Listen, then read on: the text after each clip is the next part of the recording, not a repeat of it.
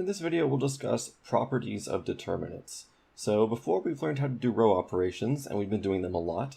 So when we're trying to find determinants of matrices and we perform these row operations, the row operations actually do affect what the determinant is.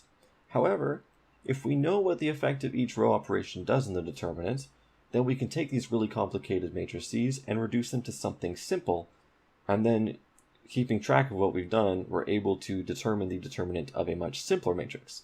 So here are the three operations you can do, and here's how it affects the determinant.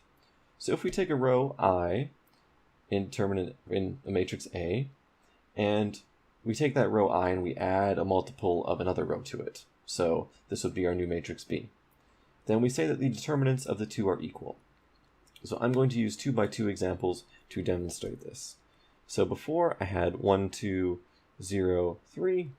What I'm going to do is I'm going to add 2 of the third row to the first row.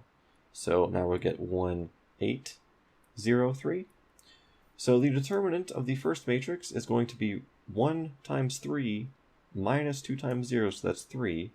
And in the second one, it's going to be 1 times 3 minus 8 times 0, which is also 3. So an example there showing that they're the same. Of course, this isn't a proof that they're the same, this is just an example. Okay, what if we switch rows? So if we switch rows, then the determinant of the second matrix B is going to be the negative determinant of the first matrix. So this makes sense in this example. So if we have, say, 1, 2, 2, 1, well, this determinant is going to be 1 minus 4. So we're going to get negative 3. But if we flip the rows, so we get 2, 1, 1, 2 now, here we're going to get 2 times 2, which is 4, minus 1, which is 3. So it becomes negative. Okay, what if we take a row and we scale it? Well, let's say, for instance, our matrix A is going to be 1, 3, 2, 2. Okay, so this is our matrix A. And in matrix B, we're going to scale the the second row by 3. So here we're going to have 1, 3, 6, 6. So in this case, I should mention that this is going to be our matrix B.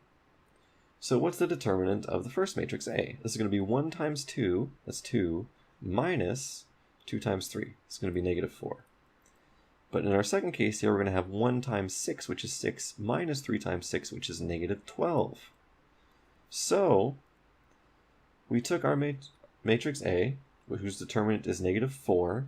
We multiplied a row by it by 3. So the determinant of B is, of course, the determinant of A, which is negative 4, times 3, because we multiplied a row by 3. So then that's how we get our negative 12. So when we do operations, we have to keep these in mind. So I have an example for this. So we're going to find the determinant of this matrix, and we're going to do some matrix operations. Okay, so first, let's do the replacement, so the first one. So we're going to take a row and we're going to add a multiple of another row to it, and this will leave it the same. So we have 1, 5, negative 3. I want to get rid of this 3 and this 2. So we're going to subtract 3 of the first row from the second row. So we're going to get 0, negative 18, and then 12. And then from the third row, we're going to subtract 2 of the first row. So we're going to get 0, 3, and negative 1. Okay, so at this point, there's no change in determinant. Now I'm going to do something a little helpful. I want to divide the second row by 6. So I want to divide this row by 6. So remember here, the determinant of B is equal to C times the determinant of A. So if I multiply this row by 1 over 6, then the determinant of B is equal to 1/6 times the determinant of A. Okay, so 1/6 that A is equal to that B, which means that 6 times the determinant of B is equal to the determinant of A. So we have to pull this 6 out here. Okay, so why not 1/6? Well, if it was 1/6, we're already making this smaller, which means our determinant is going to be smaller.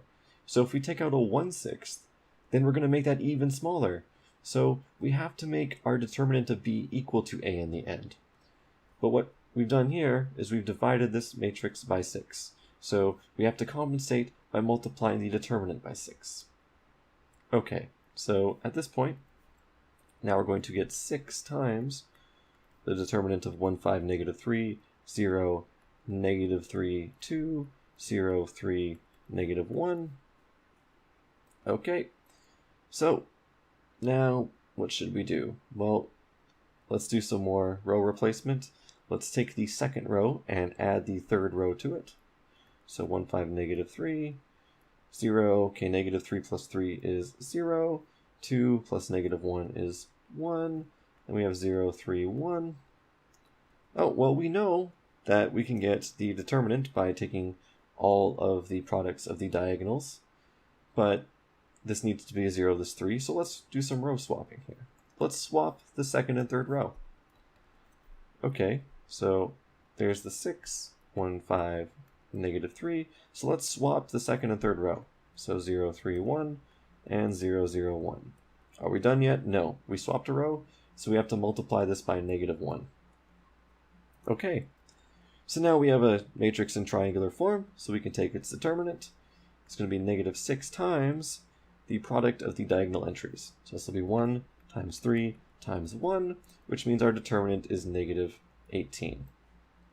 So you can check this yourself. You can take a look at this original matrix, and you can compute it the old-fashioned way, and you'll find that the determinant is negative 18. Just to be sure, I did put this into a determinant solver online, just to double check.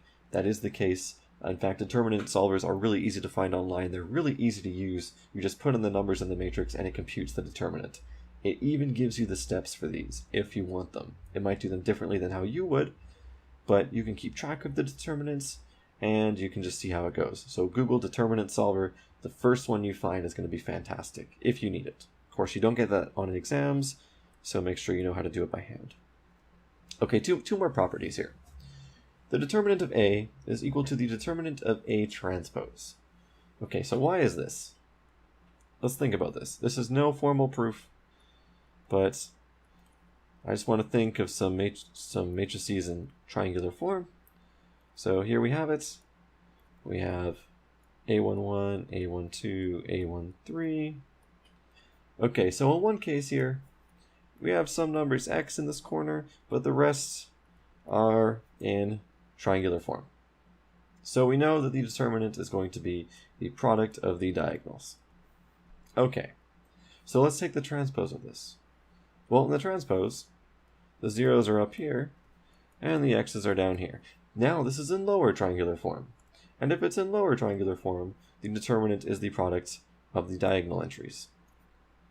Therefore, the determinants are the same. So this isn't how you prove it.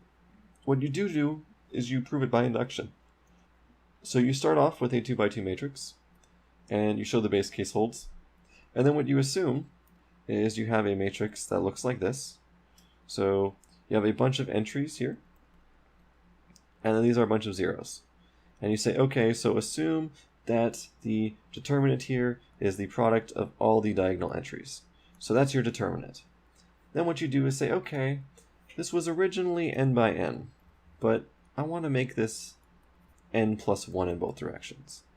So now you have this extra row here. So you have a new entry down there.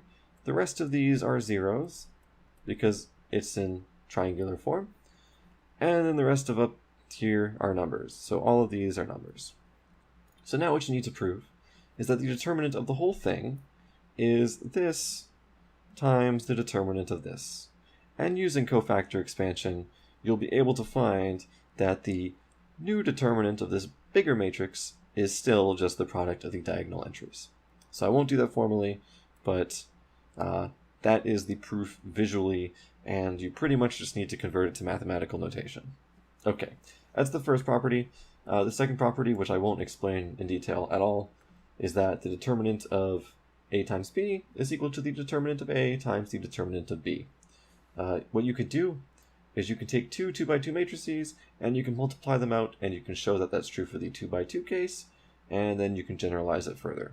So anyways, with that being said, let's show that the second property holds in an example. So we're going to verify this. So first what we'll do is we're going to say, okay, this is our matrix A, this is our matrix B. Let's find the determinant of A and the determinant of B on their own. Okay, so 3, 0, 6, 1, and 5, 4, 2, 0. Well, the determinant of A is going to be 3 times 1 minus 0. That's 3. Determinant of B is going to be 5 times 0, which is 0, minus 4 times 2. It's negative 8. Which means that if this is true, then the determinant of AB is going to be 3 times negative 8, which is negative 24. So let's do some matrix multiplication. So 3, 0, 6, 1 times 5, 4, 2, 0. Okay, well, this is going to be, I'm going to do this pretty quick. So first row times first column, this is 15 plus 0. First row times second column, that's going to be 12 plus 0. Second row times first column, that is going to be 30 plus 2, so we're going to get 32. Second row times second column is going to be 24 plus 0, that's 24. Let's take the determinant of this. So the determinant of the matrix AB, well, this is 15 times 24, so that's going to be 360. Then we're going to subtract 12 times 32, and 12 times 32 is 384. So 360 minus 384 is just negative 24, so we've confirmed that the two are equivalent. Of course, once again, this is not a proof. I'm just showing you with an example that this does hold. Okay, so that's it for properties of determinants. If you have any questions, please leave them in the comments below, and I'll do the best that I can to answer them.